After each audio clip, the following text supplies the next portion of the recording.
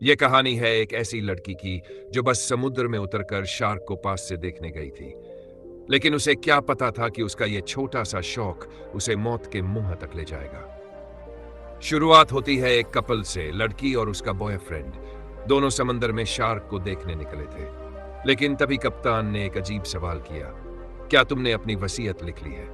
उन्हें लगा कि यह तो मजाक होगा, पर उन्हें नहीं पता था कि वो दोनों एक खौफनाक जाल में फंस चुके हैं। जैसे ही कप्तान ने ताजे मछलियों को समंदर में फेंका, दोनों को एक बड़े से लोहे के पिंजरे में बंद करके समुद्र में उतार दिया गया। शुरू में सब कुछ अच्छा लग रहा था, शार्क का नजदीक से शो, समंदर का जादू। लेकिन असली डर तब शुरू हुआ जब दोनों वापस नाव पर चढ़ने लगे। पीछे से कप्तान ने चुपचाप एक चाकू उठा लिया। लड़की जब होश में आई तो खुद को एक लोहे के पलंग पर बंधा पाया। पास ही एक और लड़की जंजीरों में जकड़ी हुई थी। अब जाकर उसे समझ आया कि वो एक सीरियल किलर के चंगुल में है। दोनों ने जोर जोर से चिल्लाया, लेकिन चारों तरफ सिर्फ पानी ही पानी। आसपास कोई भी उनकी मदद को नहीं था। उधर कातिल आराम से केबिन में बैठकर खाना खा रहा था। शिकार तैयार था, अब सिर्फ खेल शुरू करना था। तभी बंधी हुई लड़की लीसा को एक बात याद आई। वो बचपन से ही ताला खोलने की माहिर थी। उसने अपनी दोस्त से कपड़े मंगवाए और उसके अंदर से स्टील की वायर निकाल ली। लीसा तुरंत लॉक तोड़ने लगी, लेकिन तभी दरवाजा खुला और कातिल हाथ में खाना और पानी लेकर आ गया। दोनों भूखी थी, थकी हुई थी, तो उन्होंने खाना ले लिया। पर जैसे ही कातिल चला गया, लीसा फिर से लॉक खोलने लगी। तभी उसकी आंखों के सामने अंधेरा छा गया। खाना जहर मिला हुआ था। होश आया तो लीसा खुद को डेक पर पाती है। सामने कातिल खड़ा है और बगल में वही दूसरी लड़की जिसे अब बालों से पकड़कर से हवा में लटका दिया गया था। नीचे समंदर में शार्क के झुंड तैयार खड़े थे। लड़की जोर जोर से चिल्ला रही थी, तड़प रही थी, लेकिन कातिल बस कैमरा ऑन करके उसका वीडियो बना रहा था। कुछ ही पलों में लड़की की टांगे शार्क नोच लेती हैं और वहीं उसकी आखिरी सांसें भी खत्म हो जाती हैं। अब बारी थी लीसा की। कातिल ने उसे फिर से कमरे में ले जाकर बंद कर दिया। दीवारों पर नजर पड़ी तो सैकड़ों लड़कियों के नाम उकेरे हुए थे। हर वो लड़की जो इस पागल के हाथों मारी जा चुकी थी, और हर एक का वीडियो शार्क द्वारा नोचे जाने का वीडियो रिकॉर्ड किया गया था। लीसा की हालत अब डर और गुस्से के बीच फांसी थी।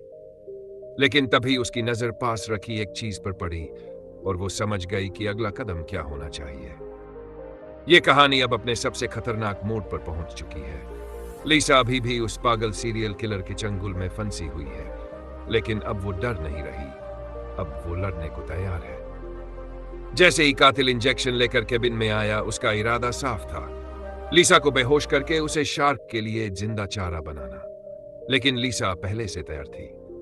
उसने प्लास्टिक बाल्टी का हैंडल तोड़कर एक धारदार प्लास्टिक चाकू बना लिया था,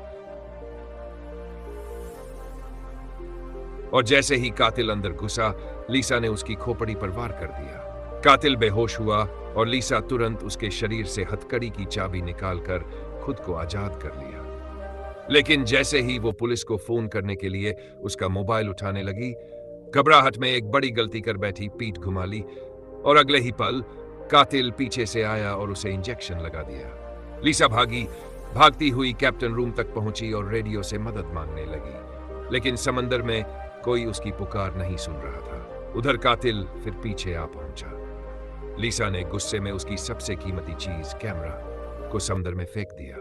वो कैमरा जिसमें उसने सैकड़ों लड़कियों की मौत रिकॉर्ड की थी। ये देखकर कातिल पागल हो गया। लीसा ने जान बचाने के लिए समंदर में छलांग लगा दी, लेकिन तब तक इंजेक्शन का असर शुरू हो चुका था। वो धीरे धीरे बेहोश हो गई और फिर से उसी दरिंदे के हाथों में गिर गई। अगले दिन सुबह जहाज किनारे लगा तो कातिल शहर जाकर नया कैमरा खरीदने निकल गया। लेकिन उसे क्या पता था कि उसी दौरान एक शख्स चुपके से उसकी बोट पर चढ़ गया है। वो कोई और नहीं, लीसा का बॉयफ्रेंड जैक था। जैसे ही उसे पता चला कि लीसा का आखिरी लोकेशन यही समुद्र था, वो सीधा इसी बोट पर चला आया। अंदर से लीसा की चीख सुनकर उसने बिना सोचे समझे उसे ढूंढ निकाला। लेकिन बच निकलने से पहले ही कातिल वापस आ गया और इस बार उसने जैक पर मछली पकड़ने वाले कांटे से हमला कर दिया। जैक बुरी तरह घायल हो गया, लेकिन तभी उसे बगल में पड़ा कचरे का डिब्बा दिखा और उसने वही डिब्बा उठाकर कातिल को दे मारा। फिर जैक ने उसी कांटे को कातिल की गर्दन पर रख दिया। लग रहा था कि अब उस दरिंदे का अंत हो जाएगा, लेकिन तभी पीछे से हमला हो गया। हमलावर कोई और नहीं बल्कि बंदरगाह का एक बूढ़ा चौकीदार था जिसे कातिल ने बहकाकर बुलाया था। वो नहीं जानता था कि यह आदमी एक सीरियल किलर है। अगले ही पल जैसे ही महिला की चीख गूंजी, कातिल ने कांटा घुमा दिया और बूढ़े चौकीदार की भी जान ले ली। अब कातिल ने जहाज को एक सुनसान समुद्री इलाके में ले जाया और इस बार उसका प्लान था जैक को शार्क का खाना बनाना और पूरी घटना रिकॉर्ड करना। कैमरा ऑन हुआ, जैक को समुद्र में लटका दिया गया। शार्क मंडराने लगी, लेकिन तब लीसा ने चिल्लाकर उसे चेताया, हिलना मत, बिल्कुल मत हिलना। शार्क तब तक हमला नहीं करती जब तक खून न दिखे। जैक शांत रहा और चमत्कार हो गया। शार्क सिर्फ उसके इर्द गिर्द चक्कर लगाती रही, पर किसी ने उसे छुआ तक नहीं। कातिल अब बुरी तरह चिढ़ गया था। कैमरा तो ऑन था, लेकिन वो सीन नहीं मिल रहा था जो उसे चाहिए था, खून। इसलिए उसने जैक को वापस ऊपर खींचा और उसके पेट में चाकू घोंप दिया। खून बहने लगा और फिर उसने जैक को दोबारा शार्क के बीच फेंक दिया। अब जैक का बचना लगभग नामुमकिन है। सस्पेंस जैक समझ चुका था। अब उसकी जिंदगी बस चंद सांसों की मेहमान है। लेकिन तभी आसमान में अचानक एक अनजान हेलीकॉप्टर मंडराने लगता है। कातिल डर गया, कहीं उसकी करतूतों का भंडाफोड़ ना हो जाए। वो फौरन जैक को वापस ऊपर खींच लेता है और तय करता है कि अब अगली कार्रवाई रात को करेगा, जब कोई आसपास ना हो। उधर लीसा की हालत अब भी बहुत खराब थी, लेकिन अब वो हार मानने वाली नहीं थी। दर्द के मारे कांपते हुए उसने अपने अंगूठे की हड्डी तोड़ डाली, सिर्फ हथकड़ी से आजाद होने के लिए। पर फिर भी हथकड़ी नहीं खुली। जब उसने जैक की हालत देखी, अधमरी सी, तो लीसा ने खुद का अंगूठा दांतों से पूरी तरह काट डाला। और ये सब उसने बिना कोई चीख निकाले सहा, बस अपने प्यार को बचाने के लिए। जब कातिल दोबारा लौटता है, वो हैरान रह जाता है। लीसा कहीं नहीं है। वो जैसे ही कमरे में घुसता है, पीछे छिपी लीसा फौरन बाहर निकलकर दरवाजा लॉक कर देती है। अब वो भागती है, रेडियो सिस्टम ऑन करती है, मदद के लिए पुकारती है। कोई जवाब नहीं आता, लेकिन तभी उसे दूर किनारे पर एक रोशनी दिखाई देती है। उम्मीद की किरण। उसे एक सिग्नल फ्लेयर भी मिल जाता है।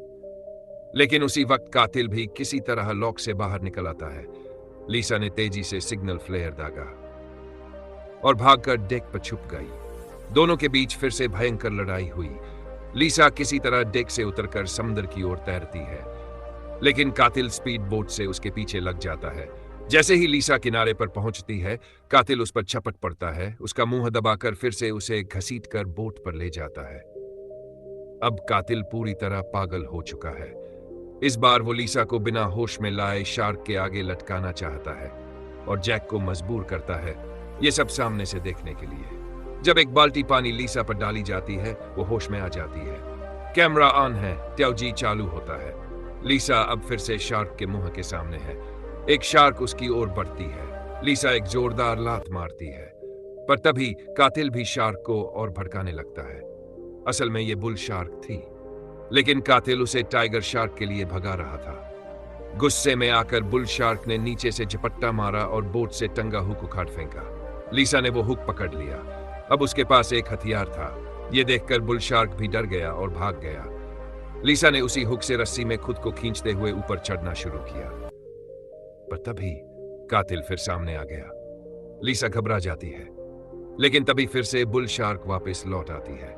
लीसा इस बार अपने घाव से निकलता खून रोकने की कोशिश करती है ताकि शार्क उसे महसूस न कर पाए, और चमत्कार हो जाता है। शार्क लीसा को छोड़कर आगे निकल जाती है। लीसा अब पूरी तरह सतर्क थी। वो चुपचाप बोट के पिछले हिस्से से ऊपर चढ़ती है। कातिल उसे देख नहीं पाता और अचानक समंदर में गिर जाता है। अब शार्क को अपना खाना मिल चुका था। कातिल चीखता है, तड़पता है, और कुछ ही सेकंड्स में समंदर लाल हो जाता है। कैमरा अब उसकी खुद की मौत रिकॉर्ड कर रहा था। सुबह की पहली रोशनी में लीसा वापस जाती है कैप्टन रूम में, निकालती है एक आखिरी सिग्नल फ्लेयर, और जैसे ही वो आसमान में चमकती है, हेलीकॉप्टर जवाब देता है।